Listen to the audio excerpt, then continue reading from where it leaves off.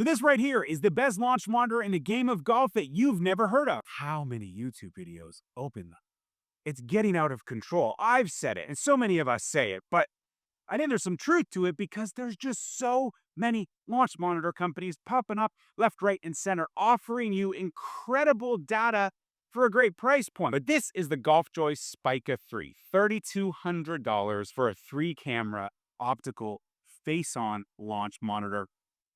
It seems too good to be true that at this price point, you can get something that is credible, accurate, fun. So I spent some time with it. I dove deep into my testing. I was very thorough. I've compared it against launch monitors. I've spent so much time in the app, and we're going to get into that in today's video. We're going to see if this GolfJoy Spica 3 is something you need to pay attention to if you're looking to get a launch monitor in that sub $4,000 range. So let's get into it. So let's dive into the specs, the nuts and bolts of this thing. First and foremost, so you know exactly what you're getting for $3,200 from GolfJoy. 3 cameras, face-on, optical launch monitor. You have a great backlit LCD screen that you can turn the light on or light off. Inside, outside, it's awesome. Pretty lightweight, and it seems very durable and like solid. Got a little hook here to carry it or handle to carry it. This is a nice little touch too. Pops out for when you're outside. Stick 2 T's in it. Very, very easy there. Great battery life. The packaging comes with a backpack, which is just like a nice little touch. The GDS Pro, which I tested from them 3-4 months ago, same thing. So nice consistency from the brand there. What I think really separates this from a lot of the other face-on launch monitors is there's a built-in gyroscope. So it's always going to be level. That's really great. That's going to give us really consistent launch angle of attack readings because it's always going to be level. So when we're outside, it's level. So if I'm in here in the garage with a little pitch, it's level. I think that is something that I don't see in a lot of the face-on launch monitors, and the down the line ones, you always have to level. For $3,200, what you're getting in this, there's nothing else that compares at that price point. It's compatible with E6, GS Pro. You can use the GolfJoy Lite, which is the free app, or the GolfJoy Pro, which is free for 30 days.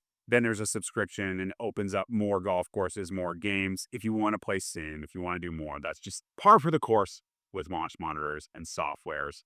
But for $3,200, it's ticking all the boxes straight out of the box. So straight from the box, I didn't mess with any apps or anything yet. I wanted to see just what this experience was like, what the screen was like. It was very easy. You turn it on and you go the alignment and just line it straight. Like it's pretty straightforward. Tapping through here, very, very good. It's not overly sensitive, but it's not sensitive enough.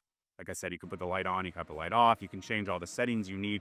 So even if you don't want to use sim software or any apps, you can get really good practice and data from the unit the way it comes. Then I took it outside, and that's where I think this really came to light. Just as easy as inside to turn it on and do what I needed to do. The data, the numbers seemed quite accurate. Again, I'm not using an app. I'm not looking at anything. Everything from here seemed quite accurate, and I haven't even used the club stickers yet. And then around the greens, hitting the chips and the pitches with this was really, really cool. And it was very, very accurate. The distance, I hit a shot, I paced it off, and it was flying. What I paced was what was on here. And the spin seemed quite accurate too. And again, with no club stickers, I'm not paying attention to the angle of attack or that. But the data based on a few hours inside and outside from here alone seemed incredibly consistent and accurate to what, I expect my golf ball to do, especially around the greens. And that's where I think these types of units for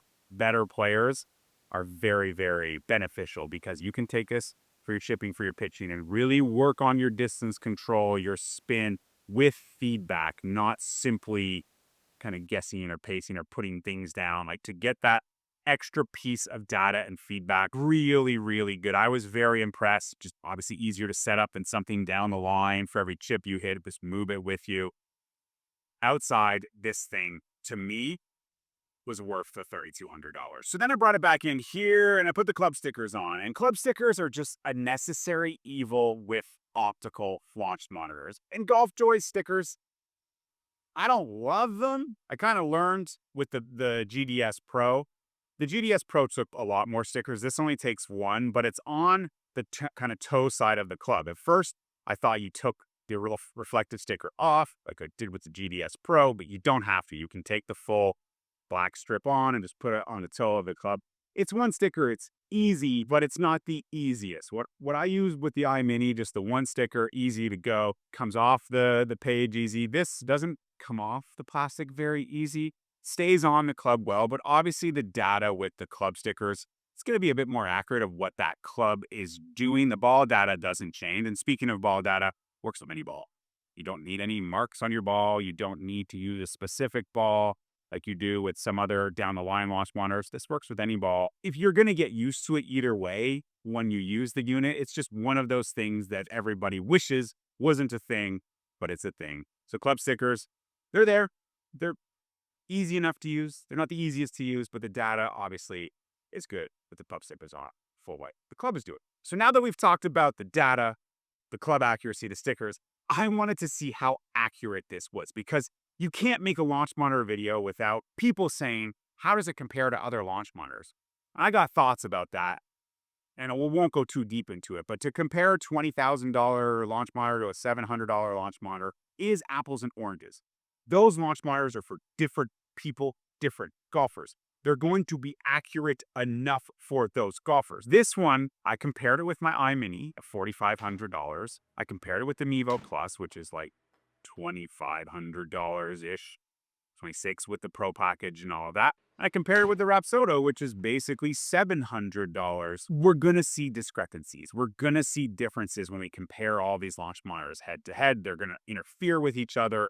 The data is not going to be completely the same across all of the launch monitors, but the data was very, very interesting doing this. First and foremost, with the iMini, everything was pretty close to each other. On both units, the launch angle and the angle of attack were basically the same. And I had a sticker, I had the iMini sticker on and the sticker for this. So to see launch angle, angle of attack, that's obviously what, especially with this thing having its gyroscope, like we want to make sure that, because you can learn a lot from that data. Spin is close, within 300 to 300 RPM. What more do you want? Like there's going to be variance, there's going to be deviation. To me, that's good. That's impressive enough. And like I said, that unit's $1,000+ more, and they're reading pretty much the same. Distance and speed, this thing definitely read a little bit higher. So if the ball speed on this was clocking in 1 or 2 miles more, obviously the carry distance was 2 to 4 yards more.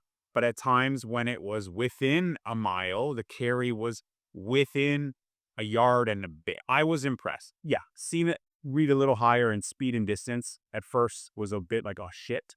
But then as you hit more, I mean, you got to hit 1,000 shots with them together to really get it. But this was like 5 or 6. To see that closeness, encouraging, to speak to what this thing is reading and the accuracy of it. So then I put the MLM2 Pro down with the iMini and with this. And again, MLM2 Pro and this are like within 100 of each other on RPM. And I'm using the RPT ball for the Rapsodo. So that accuracy is fantastic.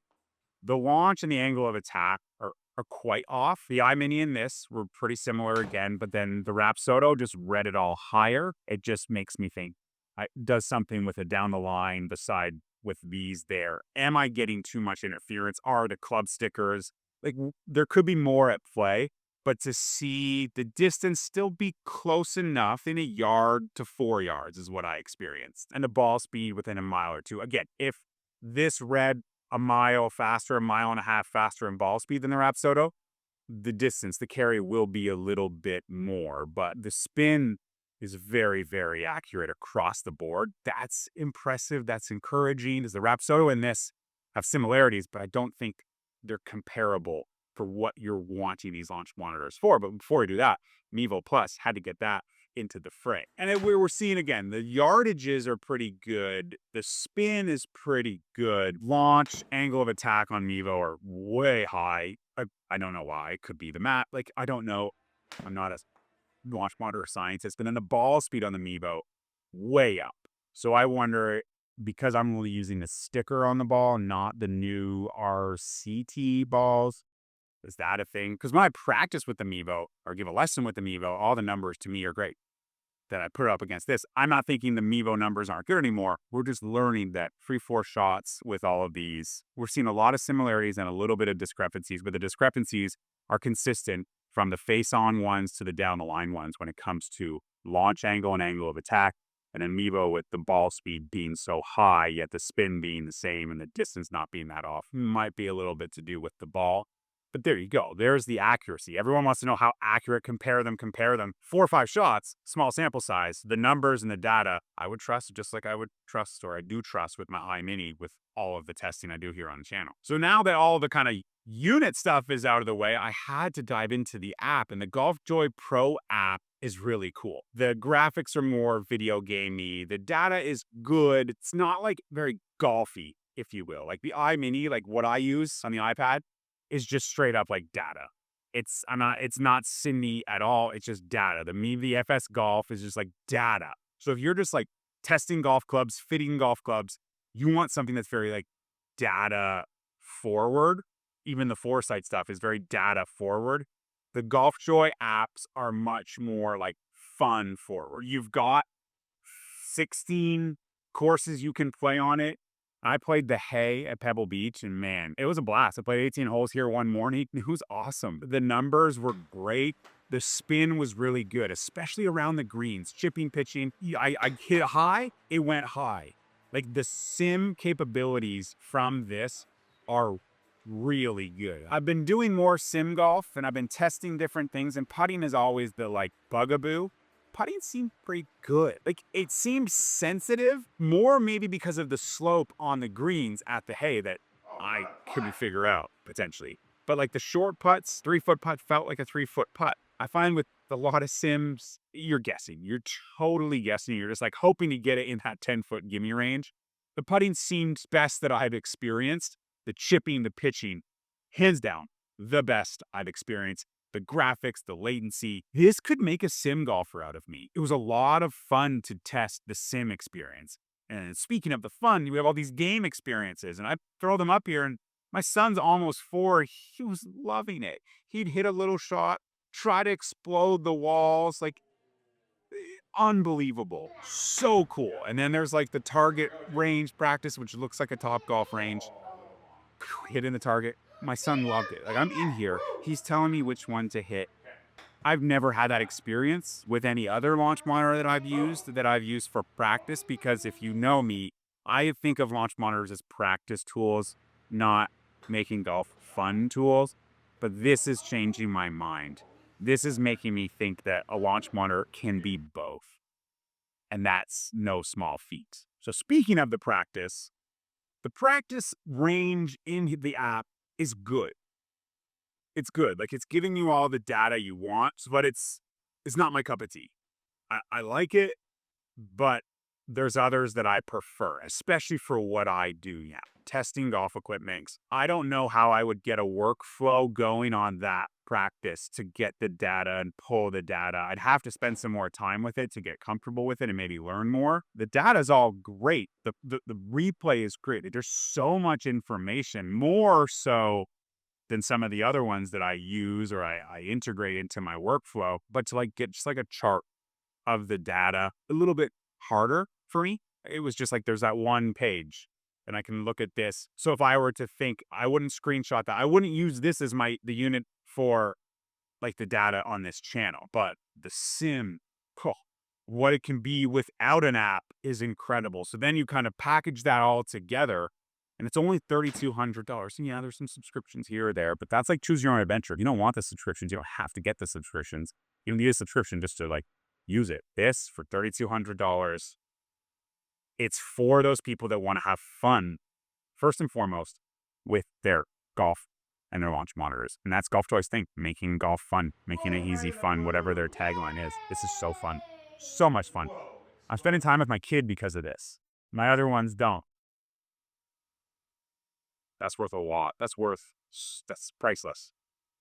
That's priceless. And parents out there, you know what I'm talking about. And I could also become a better golfer because of this. So, Spica 3 said, oh, yeah, you can pay attention. You never knew about it. Well, maybe it's something you need to Google a little bit more. And if you are in that budget and that's what you can justify spending for your practice and your sim golf and your setup, give this one a look.